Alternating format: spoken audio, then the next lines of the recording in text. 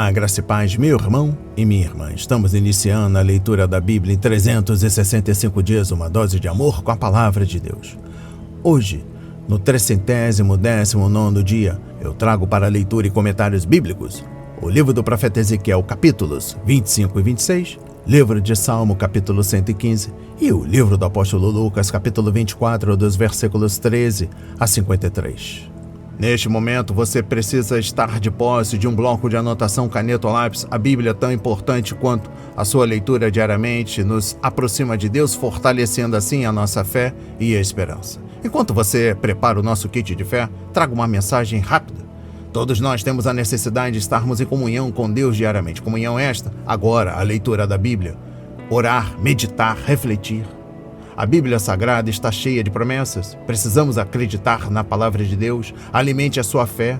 A sua palavra tem muito mais força do que as coisas contrárias. Estamos vivendo um tempo em que devemos abrir os olhos. Satanás não está aqui para roubar o seu carro, sua casa, sua roupa, seu apartamento, celular, relógio. Ele vem para roubar agora esta semente, este estudo bíblico, a sua fé e os propósitos que Deus tem para você. Precisamos usar todos os recursos que Deus tem nos dado, incentivar a leitura da Bíblia, estudar. A Bíblia Sagrada nos faz gerar a fé, nos faz ter o alimento, a cura e a restauração. A compreensão da palavra vem através da revelação pelo Espírito Santo. Senhor, revele a compreensão de sua palavra. Jesus Cristo, me dê compreensão de sua palavra hoje e sempre.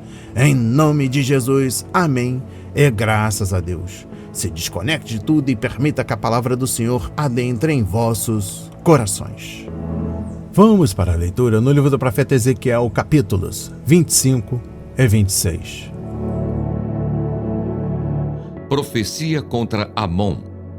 A palavra do Senhor veio a mim dizendo: Filho do homem, vire o seu rosto contra os filhos de Amon e profetize contra eles. Diga aos filhos de Amon: ouçam a palavra do Senhor Deus. Assim diz o Senhor Deus: visto que vocês disseram, bem feito.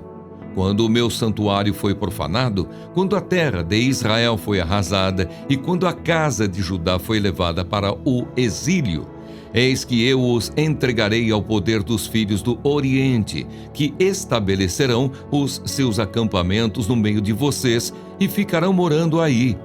Eles comerão as frutas e beberão o leite de vocês. Farei de Rabá uma estrebaria de camelos e dos filhos de Amon um curral de ovelhas. E vocês saberão que eu sou o Senhor. Porque assim diz o Senhor Deus: visto que vocês bateram palmas, pularam de alegria e com o mais profundo desprezo se alegraram por causa da terra de Israel, eis que estenderei a minha mão contra vocês e os darei por despojo às nações.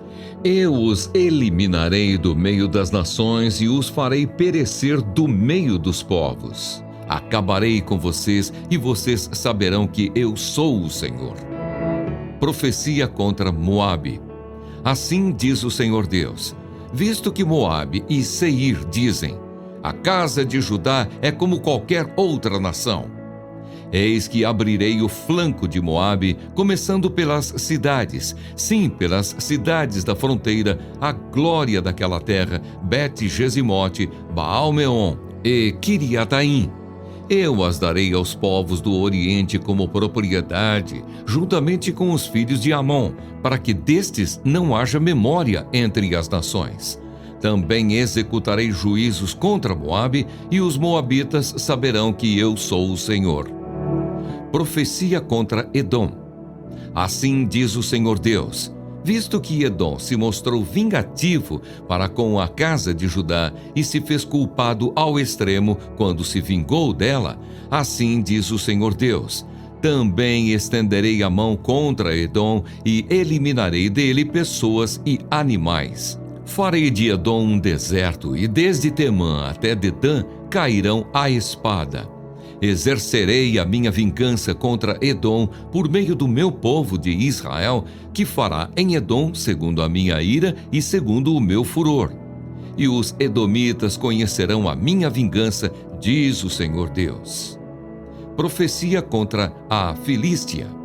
Assim diz o Senhor Deus: Visto que os filisteus se mostraram vingativos e com profundo desprezo executaram vingança para destruírem com inimizade sem fim, assim diz o Senhor Deus: eis que eu estenderei a minha mão contra os filisteus, eliminarei os queretitas e destruirei o resto da costa do mar. Tomarei deles grandes vinganças com furiosas repreensões, e saberão que eu sou o Senhor, quando eu tiver exercido a minha vingança contra eles. Profecia contra Tiro. No 11º ano, no 1º dia do mês, a palavra do Senhor veio a mim, dizendo: Filho do homem, Tiro disse a respeito de Jerusalém: Bem feito, foi arrombada a porta dos povos, ela se abriu para mim, eu me tornarei rico agora que ela foi arrasada.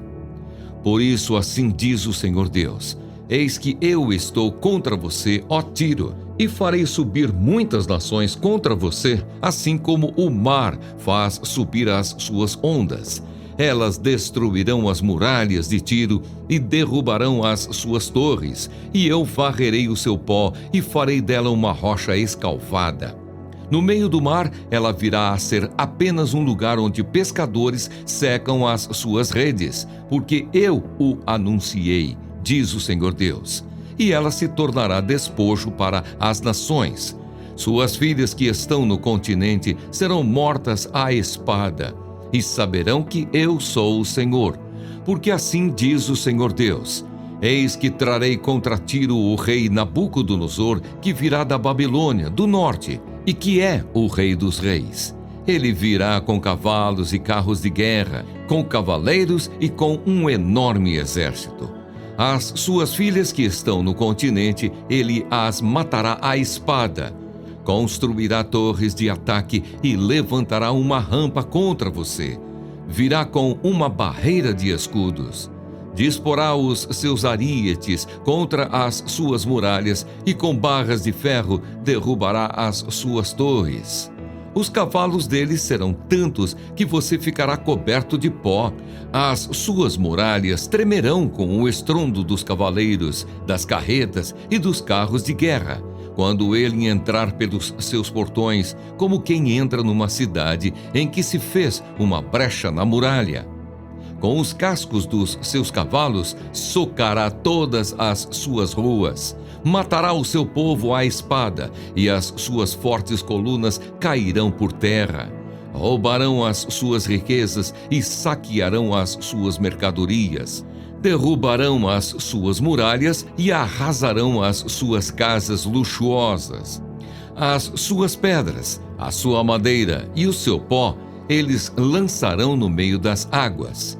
Farei cessar o ruído das suas canções e não se ouvirá mais o som das suas harpas. Farei de você uma rocha escalvada. Você virá a ser apenas um lugar onde pescadores secam as suas redes. Você jamais será reconstruída, porque eu, o Senhor, falei, diz o Senhor Deus. Assim diz o Senhor Deus a Tiro: não é fato que as terras do mar tremerão com o estrondo da sua queda, quando gemerem os feridos, quando se fizer espantosa matança em suas ruas? Todos os príncipes do mar descerão dos seus tronos, tirarão de si os seus mantos e despirão as suas roupas bordadas. Eles se vestirão de tremores, ficarão sentados no chão, tremendo sem parar, e ficarão espantados por causa de você. Farão uma lamentação sobre você, dizendo: como você está destruída, ó bem povoada e afamada cidade que dominava os mares, você e os seus moradores que atemorizavam todos os que moravam ali. Agora as ilhas tremem no dia da sua queda. As ilhas que estão no mar ficam assustadas com a sua ruína. Porque assim diz o Senhor Deus: quando eu fizer de você uma cidade arrasada, como as cidades que não são habitadas, quando eu fizer o abismo vir sobre você e as muitas águas a cobrirem, então farei você descer com os que descem a cova, ao povo antigo. Eu a farei habitar nas partes mais baixas da terra, em lugares desertos antigos, com os que descem a cova, para que você não seja mais habitada. E criarei coisas gloriosas na terra dos viventes. Farei de você um grande espanto, e você deixará de existir. Quando a procurarem, você jamais será encontrada, diz o Senhor Deus. Amém. Compreendendo o livro do profeta Ezequiel, capítulo 25, os amonitas, moabitas e edomitas eram todos parentes de sangue dos judeus. Os amonitas e moabitas estavam relacionados com Israel por meio de Ló, sobrinho de Abraão. Amon e Moabe eram os dois filhos nascidos da união incestuosa entre Ló e suas duas filhas, conforme Gênesis 19, versículo 29 a 38. Edom é outro nome de Esaú, irmão gêmeo de Jacó, conforme Gênesis 25, versículo 30. Edom significa vermelho, que gerou as 12 tribos de Israel. Seria razoável supor que nações com vínculos de sangue apoiariam umas às outras, mas esses três povos haviam muito, nutriam ódio contra Israel e continuavam com a contenda. Exposição bíblica dos versículos 1 a 7, quando Israel marchava para a terra prometida, derrotando uma nação após a outra. Deus ordenou que os israelitas não atacassem os amonitas, porque ele lhes tinha dado a terra, conforme Deuteronômio 2, versículo 19. No entanto, os amonitas se alegraram com a destruição de Jerusalém e do templo, conforme Ezequiel 25, versículos 3 e 6.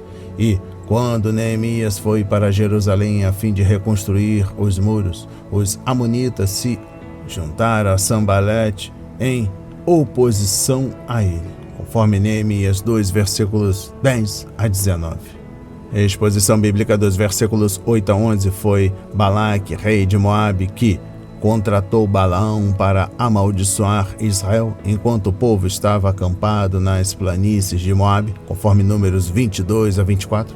Foi Balaão que ensinou aos moabitas a seduzir Israel para pecar contra Deus, conforme Números 25, versículos 1 a 9, capítulo 31, versículo 16.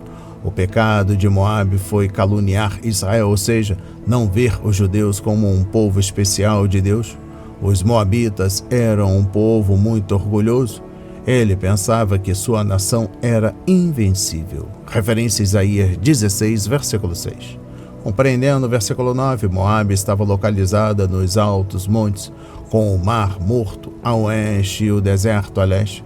Deus disse que traria os invasores por meio do flanco de Moabe, mesmo sendo a cidade formada por penhascos e aparentemente inacessível. E foi o que ele fez. Os assírios invadiram e destruíram os moabitas, e hoje Moabe nem sequer é lembrada entre as nações.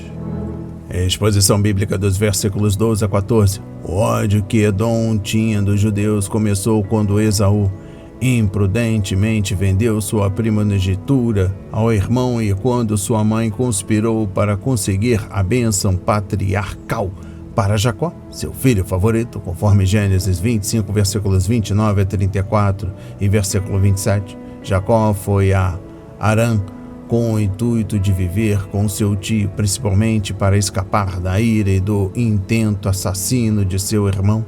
Os descendentes de Esaú tornaram-se poderosos chefes tribais, conforme Gênesis 36, mas os filhos de Jacó foram os fundadores das 12 tribos de Israel, o povo que Deus havia escolhido para realizar seus grandes propósitos neste mundo. O profeta Obadias escreveu que Deus destruiria Edom justamente por causa do modo como os edomitas tratavam os judeus. Referência Obadias, capítulo 10 ao capítulo 14. A exposição bíblica dos versículos 15 a 17. Depois que os israelitas entraram na terra de Canaã e a ocuparam, os vizinhos filisteus tornaram-se grandes inimigos.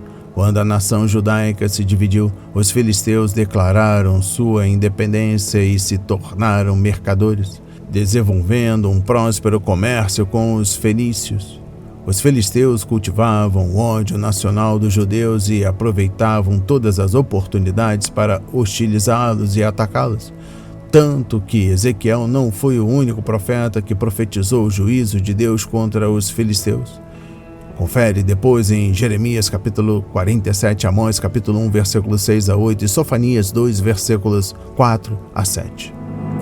Compreendendo o capítulo 26, o profeta dedicou 4 mensagens aos pecados e ao destino da capital da Fenícia.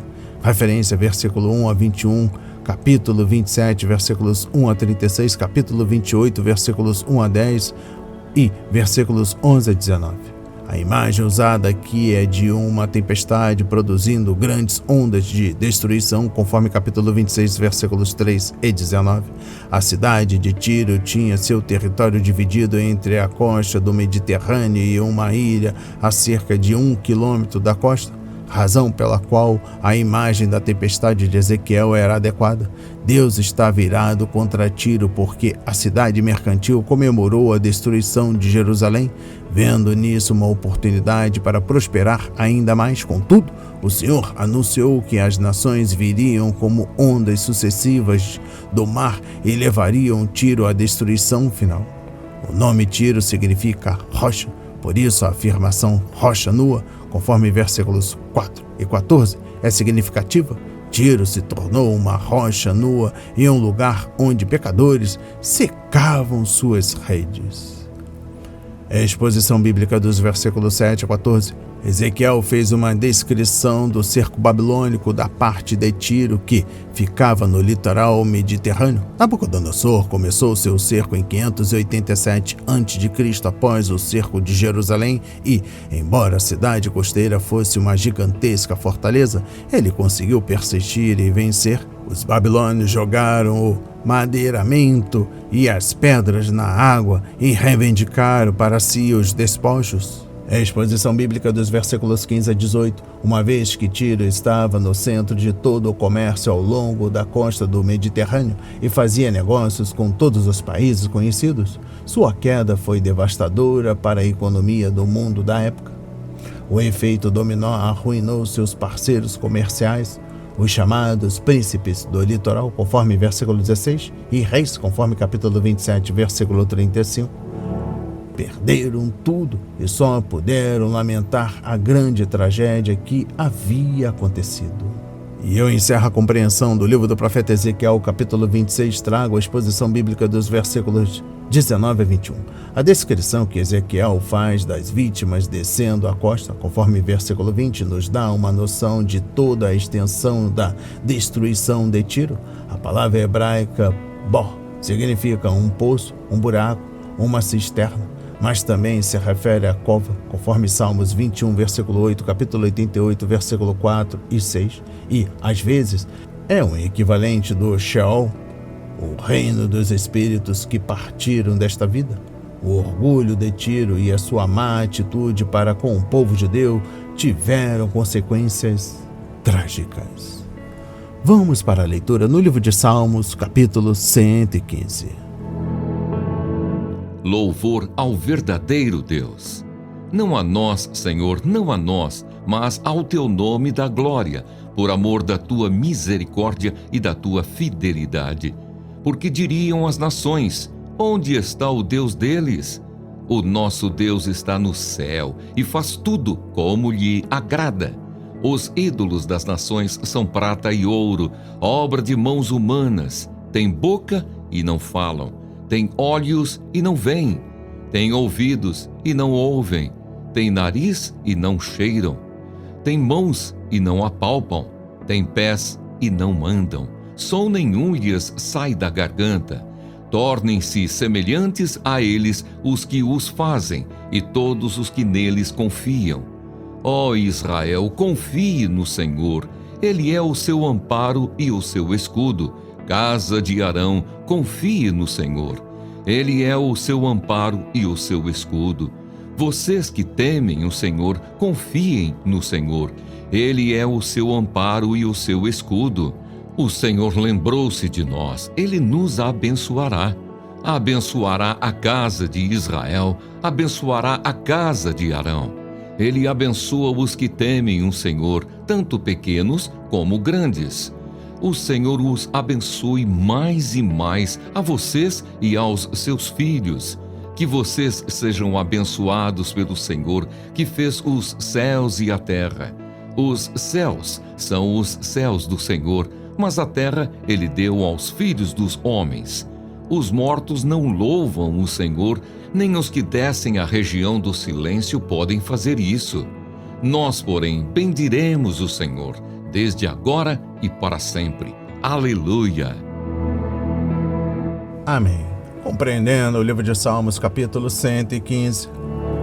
Este salmo foi escrito como uma litânia, com o líder começando no versículo 1. O povo então respondia nos versículos 2 a 8. O coro entrava nos versículos 9 a 11 e o povo novamente nos versículos 12 a 13. Os sacerdotes ou o coro falavam nos versículos 14 e 15 e o povo encerrava a litânia nos versículos 16 a 18. O salmo pode ter sido proclamado na dedicação do segundo templo, conforme Esdras 6, versículo 16. Ele não somente diz onde está o Senhor de Israel, mas que tipo de Deus Ele é. A exposição bíblica dos versículos 1 a 3. E onde está o Deus de Israel?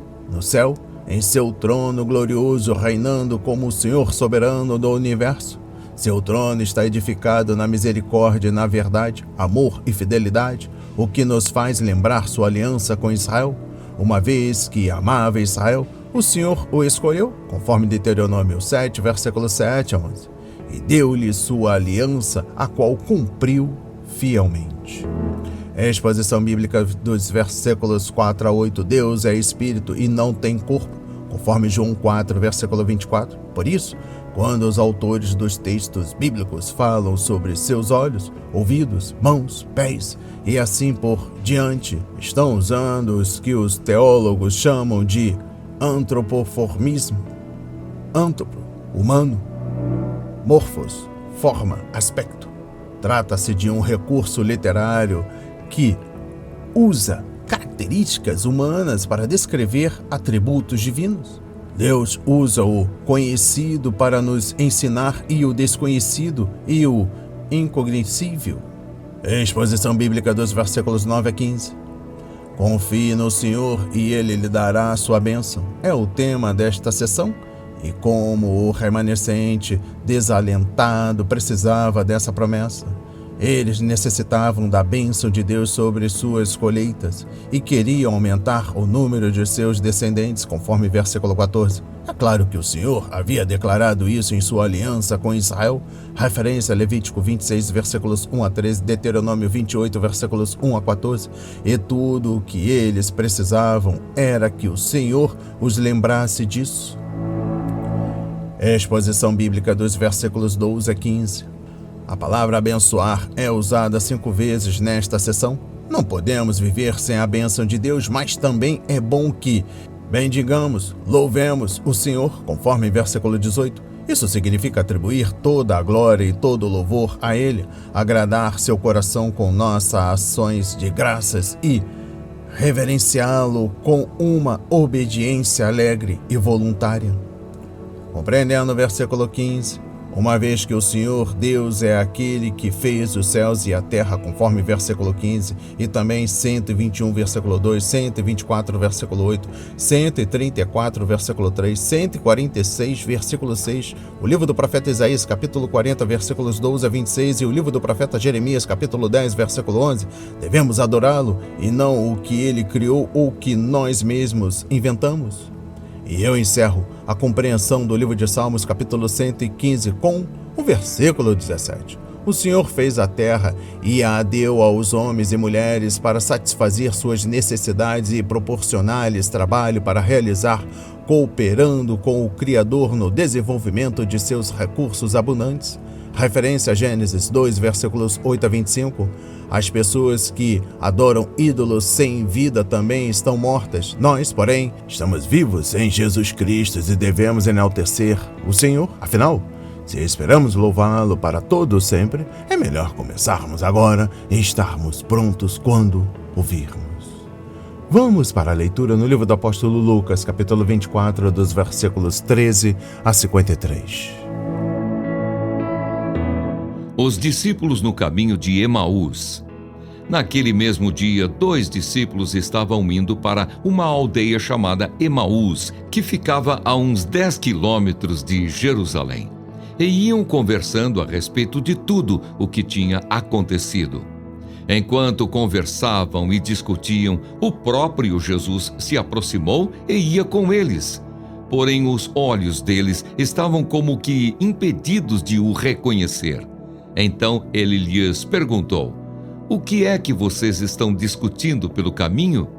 E eles pararam entristecidos.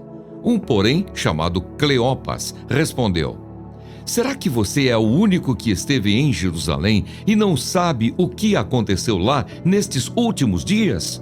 Ele lhes perguntou: "Do que se trata?" Eles explicaram: "Aquilo que aconteceu com Jesus, o Nazareno, que era profeta, poderoso em obras e palavras diante de Deus e de todo o povo, e como os principais sacerdotes e as nossas autoridades o entregaram para ser condenado à morte e o crucificaram. Nós esperávamos que fosse ele quem havia de redimir Israel. Mas depois de tudo isto, já estamos no 3º dia desde que essas coisas aconteceram. É verdade também que algumas mulheres do nosso grupo nos surpreenderam, indo de madrugada ao túmulo e não achando o corpo de Jesus, voltaram dizendo que tinham tido uma visão de anjos, os quais afirmam que ele vive. De fato, alguns dos nossos foram ao túmulo e verificaram a exatidão do que as mulheres disseram, mas não ouviram." Então ele lhes disse: "Como vocês são insensatos e demoram para crer em tudo o que os profetas disseram. Não é verdade que o Cristo tinha de sofrer e entrar na sua glória?" E começando por Moisés e todos os profetas, explicou-lhes o que constava a respeito dele em todas as Escrituras.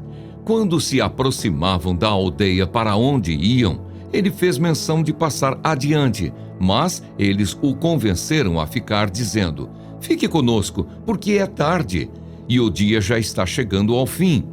E entrou para ficar com eles.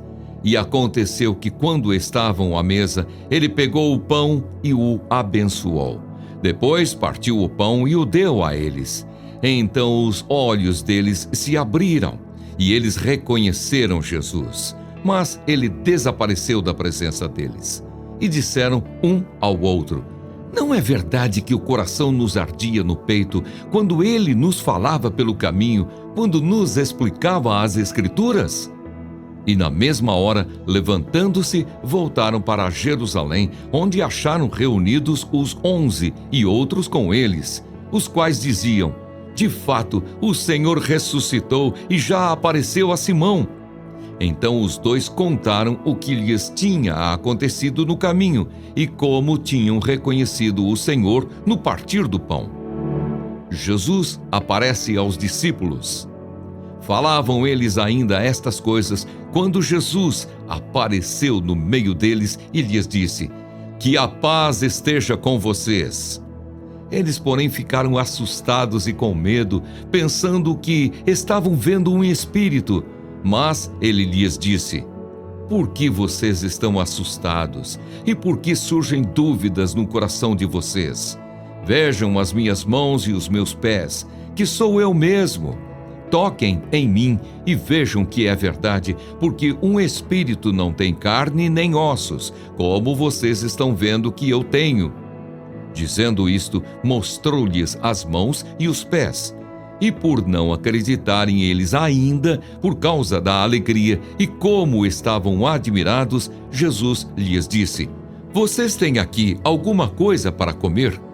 Então lhe apresentaram um pedaço de peixe assado, e ele comeu na presença deles.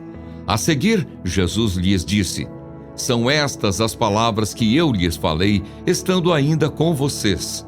Era necessário que se cumprisse tudo o que está escrito a respeito de mim, na lei de Moisés, nos profetas e nos salmos."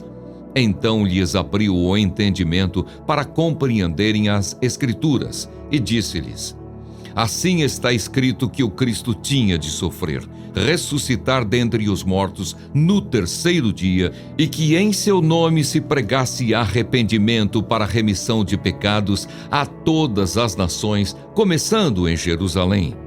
Vocês são testemunhas destas coisas. Eis que envio sobre vocês a promessa de meu Pai. Permaneçam, pois, na cidade, até que vocês sejam revestidos do poder que vem do alto. A ascensão de Jesus. Então Jesus os levou para fora, até Betânia, e erguendo as mãos os abençoou. Aconteceu que, enquanto os abençoava, ia se retirando deles, sendo elevado para o céu. Então eles, adorando-o, voltaram para Jerusalém cheios de alegria, e estavam sempre no templo, louvando a Deus. Amém. Compreendendo o livro do apóstolo Lucas, capítulo 24, dos versículos 13 a 53, trago a exposição bíblica dos versículos 19 a 27. Quanto mais Cleopas falava, mais evidenciava sua incredulidade e a de seu amigo. Que evidências mais poderiam querer? Testemunhas, incluindo os apóstolos, haviam visto o sepulcro vazio. Anjos haviam anunciado que Jesus estava vivo. Além disso, testemunhas o tinham visto e ouvido falar. A prova estava lá. Compreendendo o versículo 19, há um toque de humor aqui, quando Jesus perguntou que coisas. Ele havia estado no centro de tudo o que havia acontecido em Jerusalém e agora perguntava a seus intelectores o que tinha ocorrido na cidade. Como o Senhor é paciente ao ouvir-nos falar coisas das quais ele já sabe. Conforme Romanos 8, versículo 34, compreendendo o versículo 27. Talvez Jesus tenha começado por Gênesis 3, versículo 15, a primeira promessa bíblica do Redentor, e tenha traçado essa promessa ao longo das Escrituras.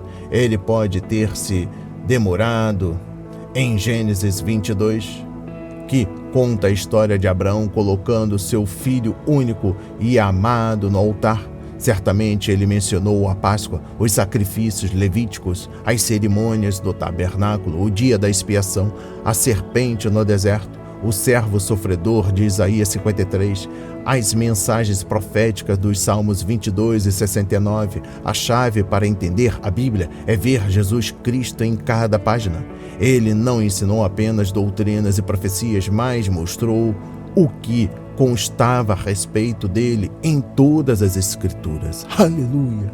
Compreendendo o versículo 30, o partir do pão, conforme versículos 30 e 35, se refere à única refeição e não à ceia do Senhor. Até onde se sabe, os apóstolos foram os únicos aos quais Jesus instruiu sobre a ceia, e não era provável que nosso Senhor a celebrasse nesse momento. Jesus revelou-se a eles durante uma refeição comum, e essa maneira simples é, muitas vezes, o modo como ele opera. Precisamos aprender a vê-lo nas coisas cotidianas da vida. No entanto, quando celebramos a ceia do Senhor, devemos buscar uma nova revelação da parte de Jesus a nós e não nos satisfazer com menos do que isso. Compreendendo o versículo 32, Jesus não só permitiu que os discípulos compreendessem a lei, os profetas e os salmos, mas também os lembrou do que lhes havia ensinado e explicou como tudo isso se encaixava. Foi nesse momento que eles entenderam a necessidade do sofrimento e da morte de Jesus e como a cruz se relacionava com a promessa do reino, conforme 1 de Pedro, capítulo 1, versículos 10 a 12. Que privilégio eles tiveram em ouvir Jesus expor a palavra. E eu encerro a leitura da Bíblia em 365 dias e também a compreensão do livro do apóstolo Lucas, capítulo 24, dos versículos 13 a 53. Trago a exposição bíblica dos versículos 50 a 52. Lucas abriu seu evangelho com uma cena no templo, conforme capítulo 1, versículos 8 e 9, e o fechou da mesma maneira, conforme capítulo 24, versículo 53. Mas que grande contraste entre aquele sacerdote descrente e tímido e os santos cheios de alegria e fé. Lucas explicou como Jesus foi para Jerusalém e realizou a obra da redenção. Seu livro começa e termina em Jerusalém, mas seu próximo livro, Atos dos Apóstolos, explica como o Evangelho viajou de Jerusalém para Roma. As palavras de hoje foram semeadas para as nossas vidas, para a honra e a glória do Senhor. Receba este alimento diário, não hesite, compartilhe. Deus está interessado na minha e na sua dor. Que Deus nos abençoe graciosamente.